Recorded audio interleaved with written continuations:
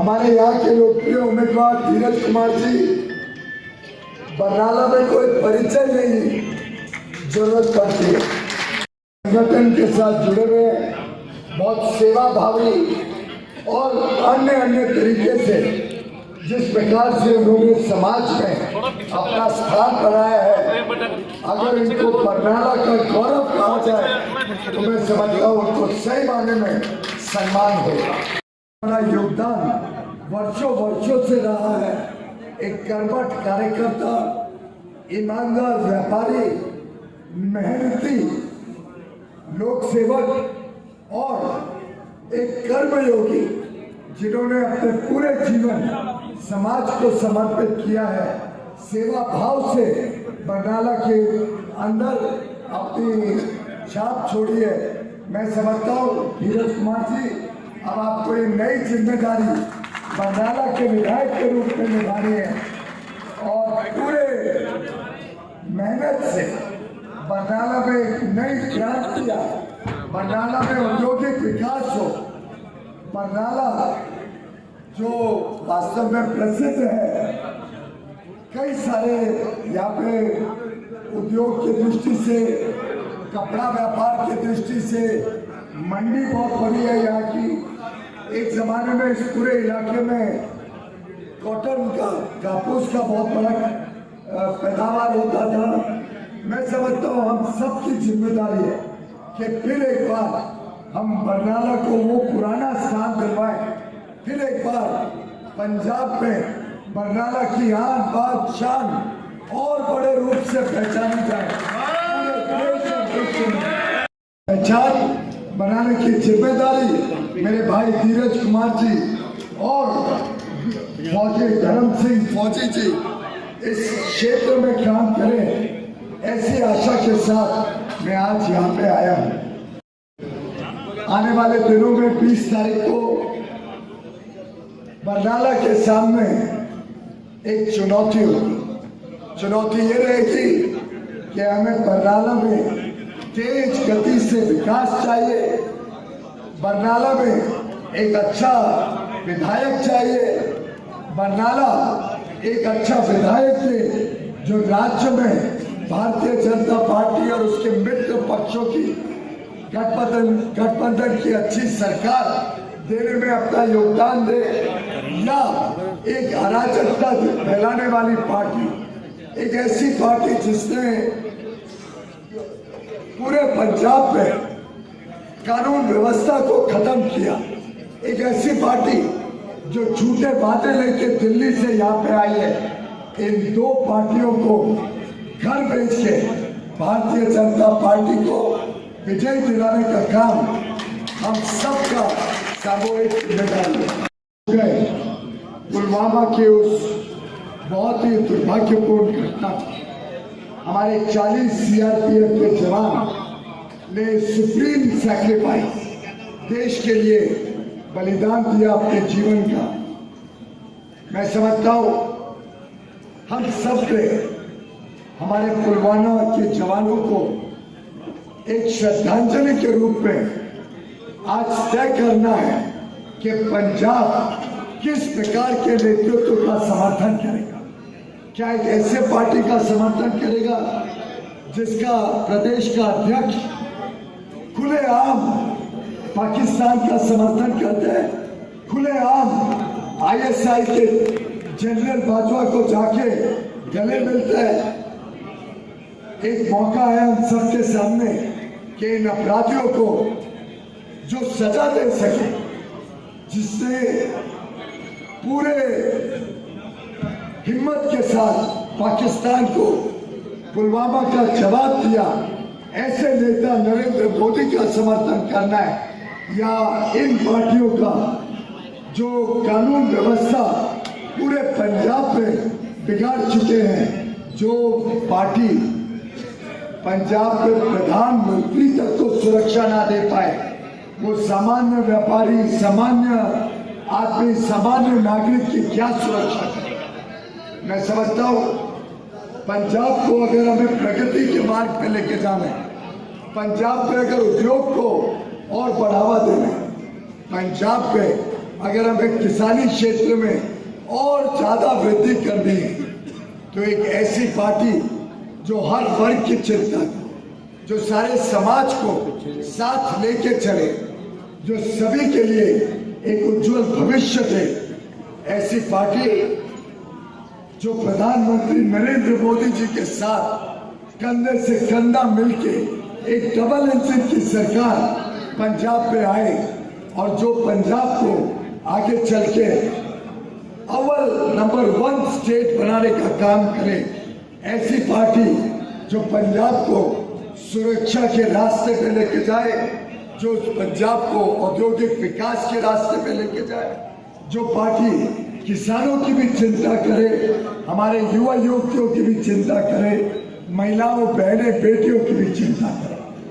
आप सबको याद किस प्रकार से जब दंगे हुए थे तब हमारे पंजाब के सिखों का, दिल्ली के सिखों का कैसे खुलेआम कत्लेआम कांग्रेस के नेताओं ने किया। वो पार्टी के उस समय के बड़े नेता, उस समय जो प्रधानमंत्री थे, उन्होंने बचाए के जो अपराधी थे उनको दंड देना, उनको जेल में डालना, उनके ऊपर कार्रवाई करना, उसके बदले उनके घिनौने काम को एक प्रकार से मोहर लगाई। उन्होंने कहा जब बड़ा पेड़ गिरता है तो धरती हिलती है। मैं समझता हूं उस पार्टी को एक सबक सिखाने का काम अगर किसी ने किया, उन लोगों को जेल के पीछे डालने का काम किसी ने किया, तो मैं समझता हूं मोदी सरकार ने आते ही एक SIT की जांच करवाई और दिल्ली के दंगों में जिनके हाथ खून से रंगे थे उन सबको जेल में डालने का काम किया। मैं समझता हूं ऐसी सरकार चाहिए। नरेंद्र मोदी जब वो देखता था कि सज्जन कुमार जैसे अपराधी जिन्होंने खुलेआम हमारे सिख भाई बहनों का के साथ अपराध किया, जब वो खुलेआम घूमते थे, जब वो मंत्री बनते थे, तब कितनी पीड़ा होती थी हम सबको, हमें कभी भूलना नहीं चाहिए। पंजाब एक कृषि प्रधान प्रदेश है, पर जब आज अंधकार देखते हैं किस प्रकार से किसानों के लिए तकलीफें आ रही हैं पंजाब में, किस प्रकार से किसान कर्जे में डूबा, किस प्रकार से पानी का टेबल घटने से पानी की समस्या बढ़ते जा रही है, इन सब के ऊपर अगर कोई पार्टी किसानों की भी चिंता करेगी, क्रॉप डाइवर्सिफिकेशन की भी चिंता करेगी, नए किसानों को आमदनी के रोजगार के नए अवसर भी प्रदान करेगी, जो राज्य में इतना बड़ा कर्जा आज 3 लाख करोड़ का राज्य सरकार पर कर्जा है, उसका ब्याज ही ब्याज देते देते राज्य सरकार विकास के लिए कोई काम नहीं कर पाती, उनके पास कोई पैसे नहीं बचते विकास करने की। इस परिस्थिति को हमने बदलने की आवश्यकता है और मैं समझता हूँ जिस प्रकार से गत वर्षों में सरकारें आई और गई, लेकिन सरकारों ने ना कानून व्यवस्था को सुधारा, ना नशे के ऊपर कोई सख्त कार्रवाई की, और जिस प्रकार से उद्योग का और व्यापार को नजरअंदाज किया। अब समय आ गया है कि पूरे पंजाब प्रदेश में हमने किसानों को, उद्योग MSME सेक्टर को, छोटे सूक्ष्म सभी उद्योग से जुड़े हुए लोगों को, व्यापारियों को, सभी को एक नया भविष्य देने का समय आ गया। आप याद करिए केंद्र सरकार ने समाज के गरीब से गरीब वर्ग को एक इज्जत के जीवन देने का प्रयास किया। आज विश्व का सबसे बड़ा स्वास्थ्य का अगर कोई प्रोजेक्ट, कोई योजना चल रही है तो आयुष्मान भारत के तहत 50 करोड़ हमारे गरीब भाई बहन, निम्न मध्यम वर्ग के भाई बहनों को मुफ्त में स्वास्थ्य सेवा देने का काम कोविड के समय एक तरफ फूड सिक्योरिटी एक्ट के तहत अनाज गरीबों तक पहुंचा, तो दूसरी तरफ 80 करोड़ लोगों तक 19 महीने तक 3 लाख करोड़ रुपए खर्च के 80 करोड़ हमारे भाई बहनों को मुफ्त में 5 किलो अनाज हर महीने देने का काम जो मोदी जी ने किया, उसकी आज सराहना पूरे विश्व में हो रही है कि आज इतनी बड़ी भारी संकट के बावजूद भारत में एक भी व्यक्ति भूखमरी से नहीं मरा, एक भी व्यक्ति को घर में चूल्हा ना जला हो, ऐसा परिस्थिति का सामना नहीं करना।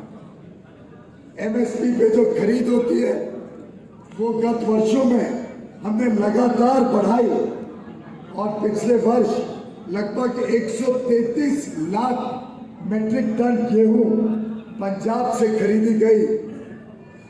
23,000 करोड़ रुपए सीधा किसानों के खाते में गए, सीधा किसानों को लाभ मिला। किसान निधि योजना के तहत 23 लाख किसानों को हर वर्ष 6,000 रुपए का मानधन देने का काम भी प्रधानमंत्री नरेंद्र मोदी जी ने किया। पंजाब में 23 लाख किसान, देश भर में 11 करोड़ किसानों को ये लाभ हर वर्ष एक मानधन के रूप में हमारे अन्नदाताओं को दिया जा रहा है। अब जल जीवन 34 लाख परिवारों को नल से जल, घर में पानी की सुविधा मिले, पेयजल मिले, ये काम जल जीवन मिशन के तहत तेज गति से पंजाब में किया गया। उज्ज्वला योजना के तहत लगभग 12 लाख पंजाब की हमारी बहनें माताओं को चूल्हा से निजात दिलवाई, उनके यहाँ मुफ्त में कुकिंग गैस का कनेक्शन दे। परिवारों को आयुष्मान भारत के तहत पंजाब में भी मुफ्त में स्वास्थ्य सेवाएं मिल रही। मोदी जी के नेतृत्व में अन्य योजनाएं हमने लागू की, पर अगर आप ध्यान करें तो एक योजना मेरी बहुत प्रिय है और वो योजना है, हमने 12 करोड़ घरों में इज्जत घर एक शौचालय देने का काम किया। 12 करोड़ भाइयों बहनों, 65 वर्षों तक सरकारें आई, सरकारें गई, एक परिवार में तो लगभग 50-55 वर्ष तक सरकार चलाई देश में। उसी पार्टी की सरकार आज भी पंजाब में चल रही है, लेकिन कभी किसी ने हमारी माता बहनें बहुओं की इज्जत की, उनकी लाज की चिंता नहीं।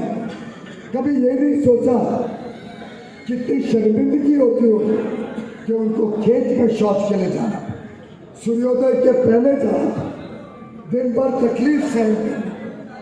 प्रधानमंत्री मोदी जी एक गरीब परिवार में उन्होंने पूरा अपना जीवन बिताया। उन्हें ये सब कठिनाइयाँ दिल को छूती थी। वो समझते थे कितना मुश्किल होता है हमारी माता बहनों के लिए। उन्होंने इस कार्यक्रम को पूरे देश भर में गति दी, जिसके कारण आज 12 करोड़ शौचालय इज्जत घर देश भर में बने, जो हमारी माता बहनें बेटियों को एक प्रकार से सम्मान देती है, उनको उनकी डिग्निटी को फिर एक बार स्थापित कर। पंजाब के 5 स्तंभ होते हैं। एक, शांति और भाईचारा।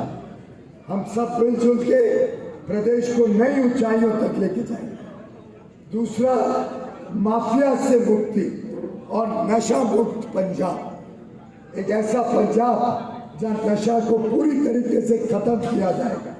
ये एक ऐसा दीमक है जिसने पंजाब को सबसे ज्यादा नुकसान पहुंचा है।